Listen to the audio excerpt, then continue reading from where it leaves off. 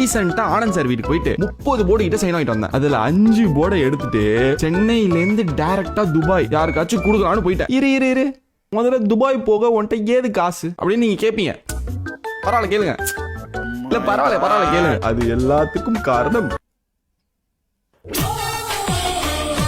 என்னடா பெரிய கூஃபி ஜன் அப்படி நீ ஜெயிச்சிட்ட அப்படின்னா அப்ப நான் டிக்கெட்ல இருந்து ஹோட்டல் ஸ்டேல இருந்து சாப்பாடு எல்லாமே நான் ஸ்பான்சர் பண்றேன்.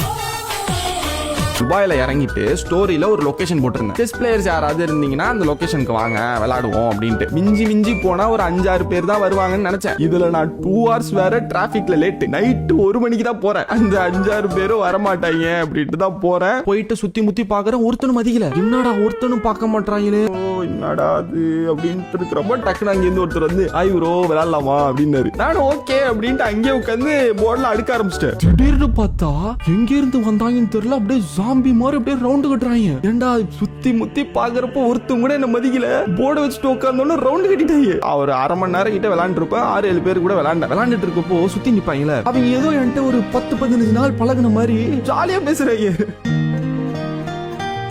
பேசிட்டு அப்படியே விளையாண்டுட்டு இருக்கப்போ டக்குன்னு துபாய் மாமா வந்துட்டு ப்ரோ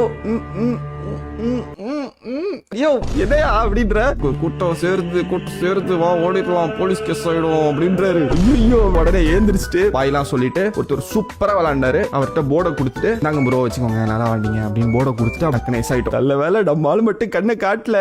லாஸ்ட் நியூஸ்ல வந்துருப்பேன். சதுரங்க வீரர் இந்தியாவில் இருந்து வந்து ஆட்டத்தை போட்டு கூட்டத்தை கூட்டி